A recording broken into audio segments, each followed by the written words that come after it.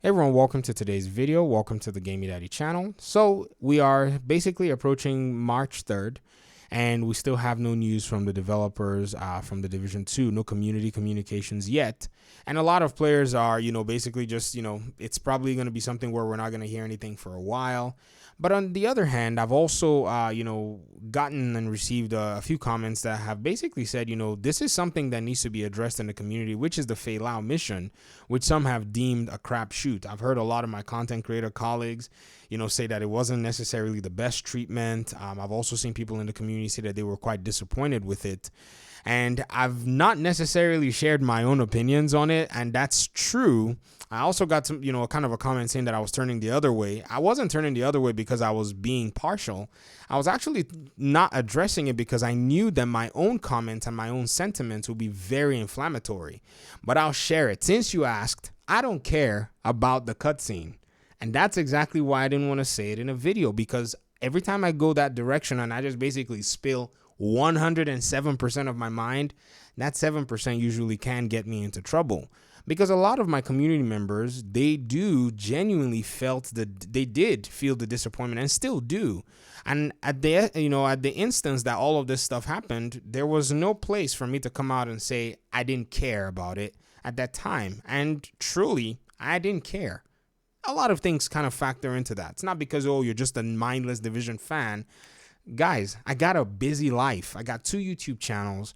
I'm literally daily just finding and cutting some time to enjoy playing the game and making content. And so that worry was way down the bottom of things I was worried about at the time the manhunt came out.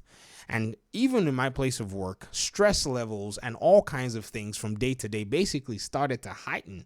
So when there was no cutscene for Faye Lau, it did not faze me, because those things really did occupy my mind. And that's basically where I am when it comes to a lot of the things that, sometimes may happen in video gaming, when you kind of think about it. I'm not a full-time YouTuber. A lot of full-time YouTubers can sit there and basically critique even the text on the wall. I don't really have that luxury a lot of the times. But what I do have, though, is a genuine appreciation for the Division game and a genuine appreciation for what the game is right now.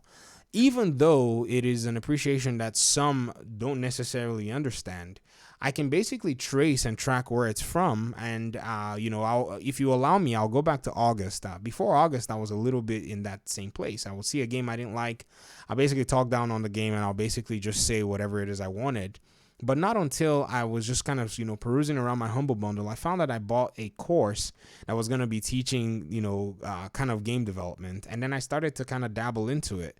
And after spending about 2 months trying to build my very first level, just, for fun, that was the time I realized that, I've been in a sense, overly dismissive of hard work that's put into game development. In fact, I almost wrote an open letter to every game and every developer that I had made fun of, and read that letter out on my channel, apologizing to them that I had been, uninformed about the whole process, and in a sense, at best, ignorant about all that it takes to actually put a video game together. Now, I'm sure a game developer or software developer may be rejoicing hearing this, saying, oh, he's come to see the light. But I also want to thank the software developers that are here in the community. They also spurned that drive to go learn exactly what it entailed. I made this one video, I think I remember somewhere in the middle of last year, and I said, game developers have a God complex. They never listen and all that stuff. And a software developer, basically on the comment section, you could feel it. They pulled me aside and said, yo, you need to understand that this process is crazy. And I was frustrated, and I said to myself, I got to go find out how crazy this process is. And I've come out of this process so far, where I am, with just a mind bend, thinking to myself, how do these people even deliver video games in today's world? Now, I am sounding like basically 0.05% of the community of gamers. And I say, to this, it might seem like it's a very sad place that we're at, where even some people who have huge YouTube platforms or huge platforms to talk about video games have no concept on how the video games are actually done and delivered. Maybe it's not necessary. Maybe YouTube is a casual place where we just talk about games. But if these folk are going to call themselves professionals at what they do, they owe it to themselves to at least investigate on a surface level what it entails to actually bring a game to light. Not because it will give them a better understanding and a better leniency to the developers when they make mistakes, not saying that, but I believe it'll allow for their own critiques and their own criticisms to be much more constructive from more deep levels. On a technical level, on a design level, they can see those things and offer very solid feedback that will resonate with the developers so that they can bring better improvements to their video games. If this isn't done, I fear that we're going to continue to get the same lackluster games that we continue to see because the criticisms are usually vague and shallow. And if you're doing that to an artist, they'll tune you out and say, well, maybe the game's not for you. Maybe you don't like the game. When in reality, gamers do have genuine ideas that can basically work and overturn the course of a game from disaster to a fruitful enterprise.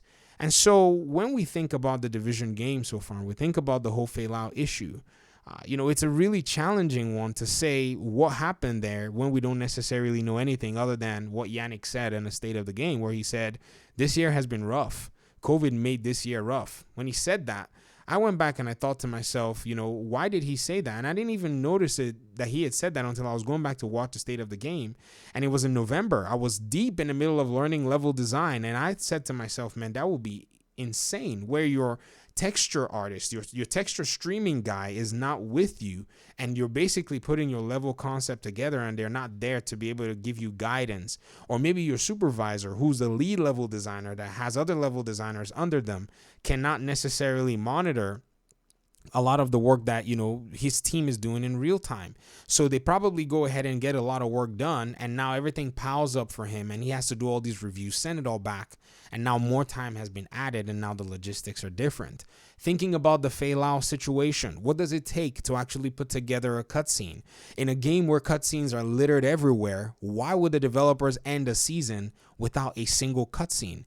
Did anybody even bother asking or saying where were the voice actors? What does even go into making these cutscenes? I was watching a developer thing for Call of Duty, and one of the actors were saying how they the team at the development team sent them capture equipment to their house and they hooked it up and they were basically recording for the game, and this was Call of Duty. Now this is a big title. Did anybody ask why did Massive not take the pain to go through and send the voice actor the equipment that was necessary, have them hook it up, and then do the Faye Lau voice acting and stuff? Nobody knows why that happened. And this is Ubisoft. Ubisoft's not like Activision. They're very stiff-necked. The way they do things is very secretive. So I guess maybe they were trying to make sure that things still stay within. Who knows? Maybe they're even trying to continue the franchise as, another content creator who does a lot of the story and lore has hypothesized. So there's so many questions that these things leave that if the developers have said, we're going to be getting more content to you later this year, I feel like that's where they probably are able to answer a lot more down the road. So think about it this way. You're going to get more content for the Division. Nobody knows what the quality of the content is. But if you really want to actually, envision what may be causing a lot of these issues, one of the best things I will say is at least look into what these developers have had to go through this past few years. Look into what they've had to deal with even the year that this whole quarantine thing started.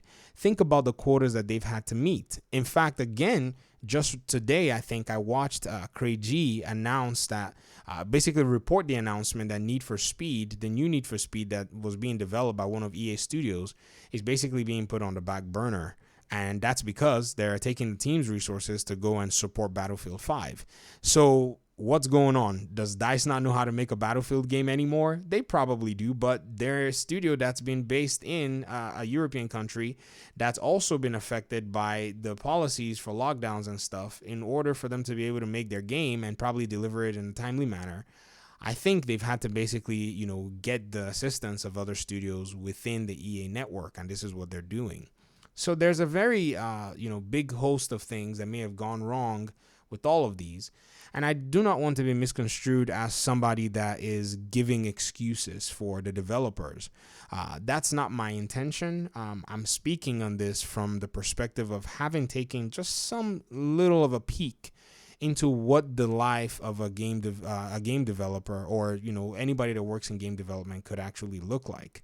And from what I've seen, I can't imagine why they even bother doing it sometimes, especially with the way the gaming community can be really harsh. So let me hear your thoughts in the comment section. It's a lot to think about, and it's a lot that I've actually been, I've been contemplating before making this video. And I thought now was probably going to be the right time to share my own opinions from a framework that does have a lot of context within it. So thank you very much. Bear with me. When I get too real, it could be really, it could put me in trouble. But I thought, it's worth it. You guys know exactly, how I roll, and I will tell you when I feel it's appropriate, just exactly my thoughts on a situation, or I just don't say anything at all. Talk to you all in another video. Peace out.